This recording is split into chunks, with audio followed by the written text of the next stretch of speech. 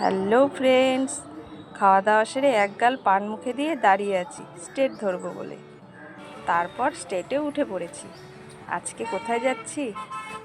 জামাইয়ের বাড়ি। অনেক দিন পর যাচ্ছি ভাস্তির বাড়ি, বুনিয়াদপুরে। তো নেমে পড়েছি বাস থেকে, বাস স্ট্যান্ডে নেমে গেছি। এবার ভাস্তির বাড়ির উদ্দেশ্যে রওনা হলাম। খুব বেশি দূরের রাস্তা না, বাড়ি থেকে প্রায় ঘন্টা দেড়েক সময় লাগে।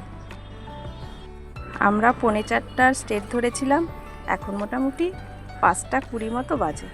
তো 5:15টার মধ্যেই বাস স্ট্যান্ডে নেমে গেছি। তারপর একটুখানি হেঁটে এসে ভাস্তির বাড়ি। ওর বান্ধবী আর বান্ধবীর ছেলে। এই যে ভাস্তি চলে এসেছে গেট খুলতে।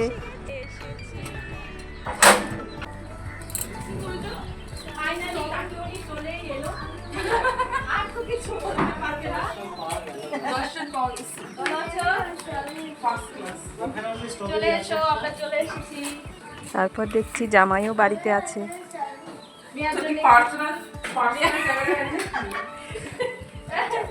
জামা কাপড় আর চেঞ্জ করিনি, কারণ ভাস্তি বলল একটু বেরোবো, তার আগে একটু টিফিন করে নাও।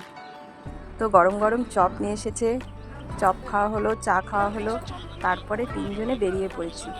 এটা বুনিয়াদপুরের কসমো বাজার। সেদিন গিয়েছিলাম পতিরামের কসমো বাজারে, আজকে চলে এসেছি বুনিয়াদপুরের কসমো বাজারে।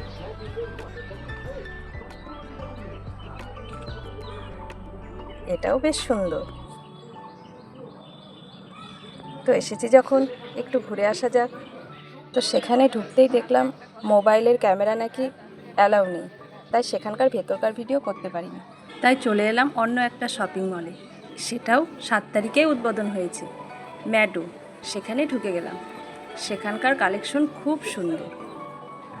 ভাস্তি আর ওর বান্ধবী আর আমি, এই তিনজনেই এসেছি। ওরাও কিছু কেনাকাটা করে নিল।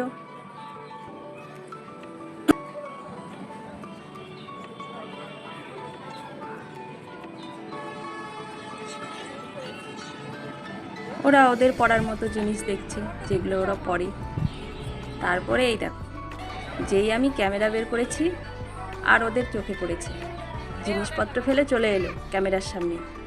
ছবি তুলবে, ভিডিও করবে, ক্যামেরা দেখলেই যেন আর তর্স হয় না। তো ওদের সঙ্গে একটু ছবি টবি তুলে নিলাম। আজকের মতো এটুকুই। কাল আবার কোথায় কোথায় ঘুরছি সব শেয়ার করবো নেক্সট ভিডিওতে।